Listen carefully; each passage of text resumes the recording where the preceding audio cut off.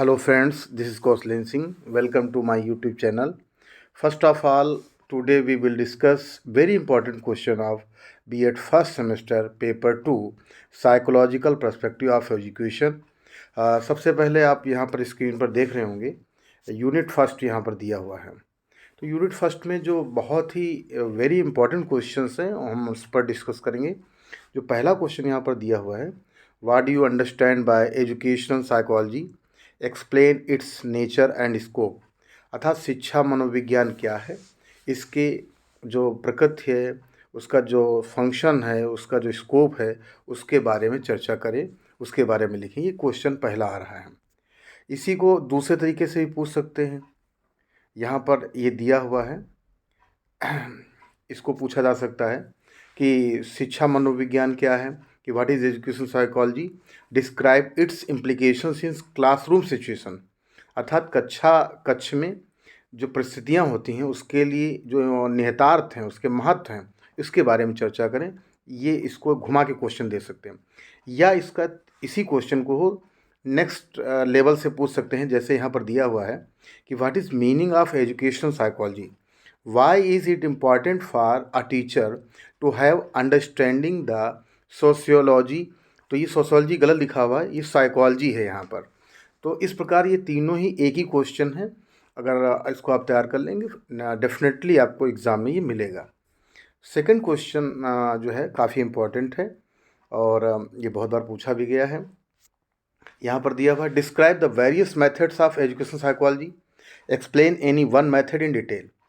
अर्थात यहाँ पर शिक्षा मनोविज्ञान की बहुत सी विधियाँ हैं, उसमें से किसी एक विधि का वर्णन कीजिए। Like a subjective method, objective method, उसमें भी anecdotal method, introspection method, interview method, case study method, experimental method, etcetera, बहुत सी हैं। इसी प्रकार जो थर्ड क्वेश्चन है ये भी 16 मार्क्स का है, बहुत ही इंपॉर्टेंट क्वेश्चन है। तो यहाँ पर इन्वर्ट कामा में दिया रहेगा, ये स्टैनले हॉल ने डेफिनेशन दी है। Adolescence is a period of storm, stress, strife and force. इस प्रकार से क्वेश्चन दिया रहेगा।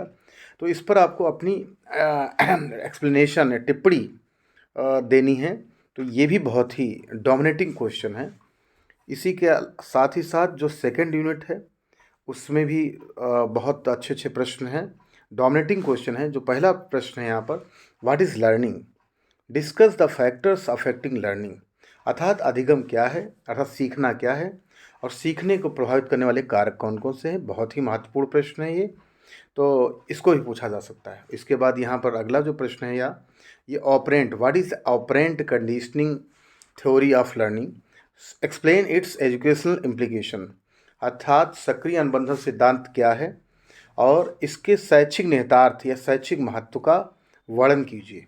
तो ये भी 16 मार्क्स का क्वेश्चन है और ऑपरेंट कंडीशनिंग BF स्किनर महोदय ने दिया था, इसको आप एक्सप्लेन कर सकते हैं। जो नेक्स्ट क्वेश्चन होगा यहाँ पर, next question will be what is Brunner's hierarchy of learning.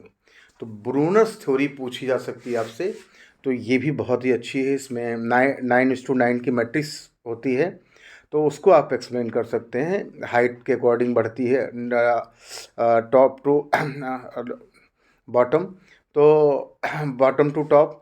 तो ये बहुत ही अच्छी इसमें एक मैट्रिसेस दी रहती हैं, उसको बताना होगा।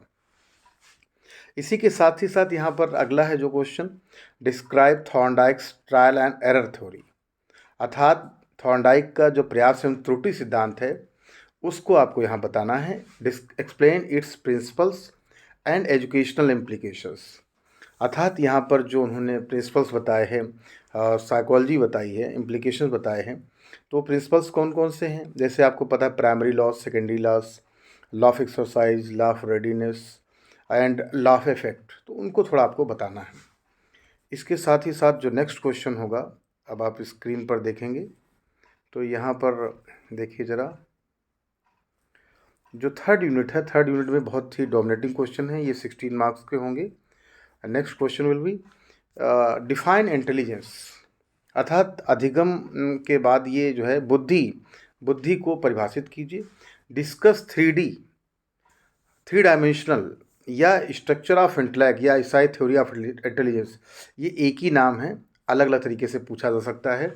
या ईसाई थ्योरी या structure of intellect, theory of intelligence, किसी भी नाम से, तो ये भी बहुत डोमिनेटिंग क्वेश्चन है, ये 16 मार्क्स का क्वेश्चन होगा। नेक्स्ट क्वेश्चन होगा डिफाइन क्रिएटिविटी, सृजनात्मकता को बताइए। Explain any one method of fostering creativity by any examples. तो ये भी बहुत ही अच्छा प्रश्न है, इसको आप एक्सप्लेन कर सकते हैं अपने शब्दों में। तो बहुत ही अच्छा प्रश्न है ये।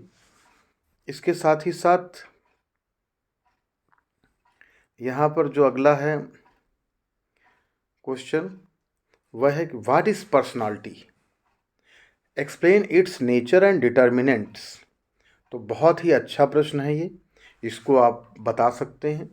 और इसके साथ जो अंतिम प्रश्न है, what you understand by mental health and mental hygiene, how can a teacher promote good mental health. तो यह बहुत ही अच्छा प्रश्न है।